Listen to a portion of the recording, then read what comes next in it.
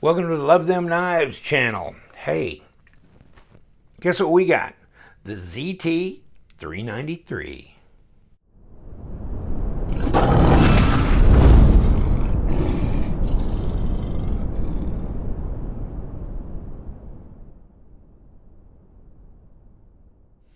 Hey guys, welcome to Love Them Knives channel. Zero tolerance 0393 knife. Interesting knife, huh? 393, kind of like the 392, which is a Hinderer design. This is also a Hinderer design. A little bit more like the Spanto grind on the blade. DLC coating on the flats. Otherwise, satin grind. CPM 20CV blade steel, so an equivalent to an M390. There's got a serial number on here. Got a G10 overlay to the titanium frame. Got these big old standoffs on here. Apparently there's some interchange you can do with, with Hinderer, actual custom Hinderer hardware. So I don't know if you can go ahead, I'm assuming, exchange the standoffs and some other things if you go onto Hinderer's site and buy his actual custom hardware. So, there you go. The aftermarket taking care of you if you want to pimp it out. Also, you got a pocket clip. It's a stamp pocket clip. Really low profile. No hot spots on that. Not a deep carry clip, although I'm sure, let me assure you, that if you go looking for a deep carry pocket clip for this knife, you will probably find one. And you can also go left hand, got the little cover plate like Hinderer does on a lot of his knives, which is great. Great. And you can disassemble this knife right here. Take it apart. Obviously, the G10 can be removed, and being able to do that, because it's not just adhesive, if you can take this off to continue to disassemble the knife, obviously you can't see the screws that are going through these standoffs, but you can take this off, which means you can disassemble the knife and you could actually change the color of the titanium frame if you want. So you could wash this color off and do something else, depending on who you want to send it to. I send my stuff to Blades We Love, and I think I've seen some of the knives that he's done on his Instagram where he has changed the color on these. So there you go. Maybe you can get you a titanium clip. Let me see if this is... Nope, that's not titanium, but I bet you could get a titanium deep carry and probably get some screws. I think I've seen aftermarket screws. So all kinds of things you can do with these Hinderer design ZT knives. So I think that's the great deal about this. Plus, now let's get this over the detent ball. Here we go. Nice little drop, great action.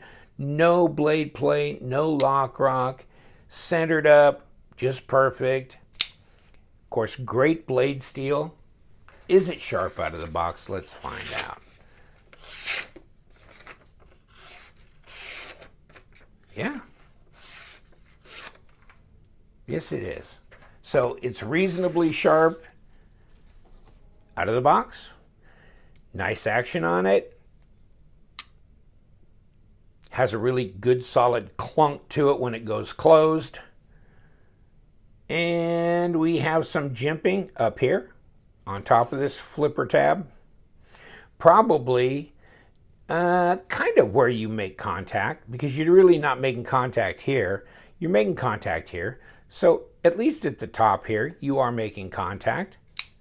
And when your finger lands, it lands right in here, which is very comfortable. And you can see these blade or the thumb studs look like a blade stop, don't they? But if you'll look, you see that they have a stop here.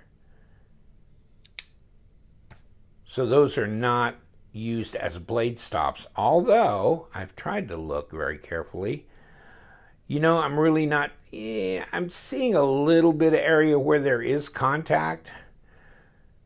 Yeah, from these, and you can see a little bit in there. There's some contact area.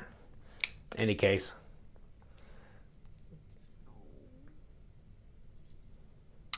Yeah, good positive hit there for the detent. Flipper tabs move back a ways, so it's really intuitive, easy to kick out of here. And you know what? I looked on White Mountain Knives to find this, but he didn't have it listed yet. He's got some of the other new ZTs, the Martin one and the 462, as well as the 609. But he doesn't have this one listed yet. But by the time this gets issued, go check. Because at least with the LTK 10% discount, it helps a lot. A knife like this, $240, $24 off. Hey, it'll buy you lunch. Should buy you lunch. Nice though. This is really, doesn't feel like G10. This is, it was like a double take. Is this carbon fiber? Because it does, it feels real chalky, crisp. It doesn't feel as plasticky as carbon fiber, as G10 does, but it's G10. Go figure. But it could have fooled me. But yeah, that's interesting, isn't it? Good and grippy, right? Lots of traction on here. Let's take a look. What do we got for length? Well, we got at least 3.5 inches, 3 5/8. Maybe 93, 94 millimeters on the blade, and 8 1/4 overall at just under 21 centimeters. And so that's pretty much the same exact overall length as the Paramilitary 2. Same size.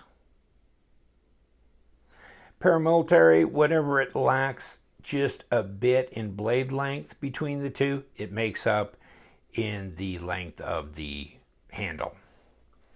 Yeah, it does. Let's flip the aspect ratio. Kind of take another look real quick. Here the Paramilitary looks bigger, but that's just trick of the lens.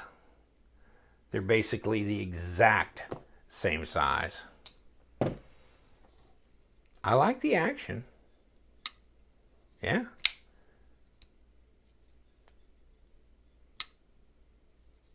Feels solid. Sharp out of the box. How heavy is it? Let's find out. Grams. 143, so it's not a super lightweight. That's for sure.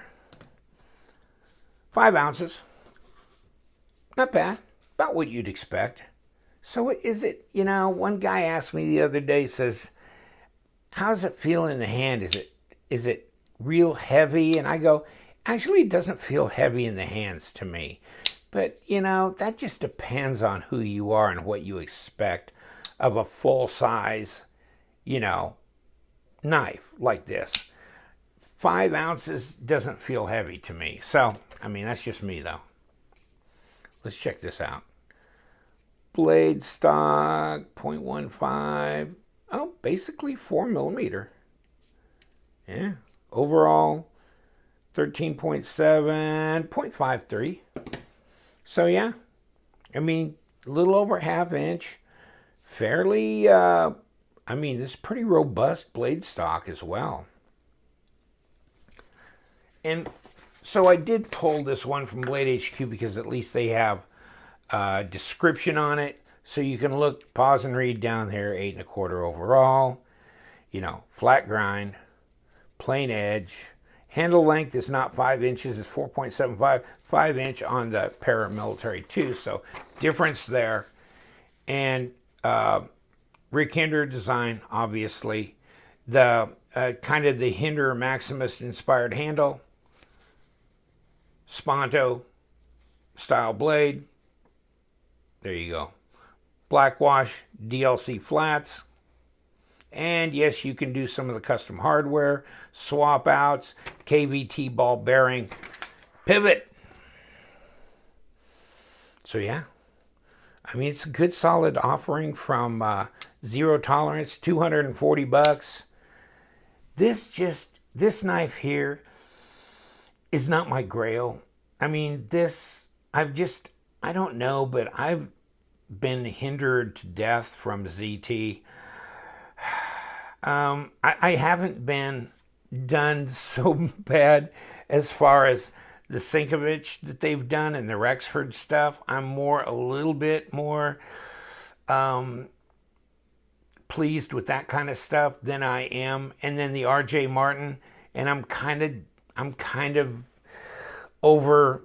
It's kind of like a record that gets overplayed. It was good when it started, and now it's just, to me, not as inspiring. So this one to me is kind of I can say goodbye. I don't need, this is not my grail knife. This is not a one that I even really want to EDC all the time. Although, tell you the truth, really, for piercing and slicing, for comfort, well built, all that kind of thing, actually this would be a very EDCable knife and really a good multi-purpose, good hard working knife. Absolutely. But I don't know, it's just not hitting me anymore. I mean, the little RJ Martin, I wish the detent was better on the 609, but I like it. And then the 462 Sinkovich one, I really like, except I just like a full tie version instead. Maybe that'll come down the pike. If it is, it'll be my dream, right? And then the 452 full tie version I have, and I really like that. The 456, which is also a Sinkovich design, I really like that one well. And the Anzo 220 is really cool. So but I've had the XM24, I've had the XM18 Fatty Flipper, and I've had the, several of the other Hinderer ZT knives. So I'm kind of done with that. I don't know. I'll have to think on this. Really don't like DLC coating anyhow. So I don't know. Yeah, I mean, there's so many good knives out there that, to me, I think this is a significant knife. It needs to be on my channel. It needs to be talked about because it's kind of what you're going to get, the flavor of the 392, which I never did buy one when they first came out. I like the original one. I haven't liked the other iterations that have come down the pike since. And so if I really was going to have a Hinderer, I think I'd get the original 392, but oof, it's, on the secondary market now, it's expensive, so it may not happen for me. This one is the more attainable, affordable, and truly usable, but I don't know, there's just so many other knives out there that are really good and at or below the 240 range that, I don't know. Yeah. I'm getting really tired of their overly fat boxes. They're fatter than they need to be. You don't get a zipper pouch. You don't get a microfiber cloth. You don't get anything except a little bubble pouch in the paperwork. And these are really flimsy boxes, so they're not real structural. I mean, let me see what I got. Okay, so like the Wii knives, I mean, you get an outer slip for shelf wear. You get an inner box. It's strong. It's structural. You actually get a cutout area, where the knife, is actually can fit right in. You get a microfiber cloth. On some of the others where you don't get this kind of box, you get a zipper pouch. And just more interesting, collaborative designs, right? This is BRR Knives, Polish knife maker, but really fascinating stuff. And like the Ferox from the Dutch knife maker, Rudy Van Poppel, they're just doing some really interesting, wild and crazy. The The Chimera is one. It's not here right now. I've got that though as well. And just a lot of the Kaiser and a lot of the other type makes of knives are just turning me on more. There's a couple of ZTs I really like, and I do have ZTs in my collection. This one, yeah, I mean, it's good for what it is. And this is all about, do you like this design? Does this really get you going? And you know what? A lot of guys, yes, yes. And I'm not saying it's a bad knife. It's not a bad knife. It's a good quality, well-made knife. Feels good in the hand. Yes, it is.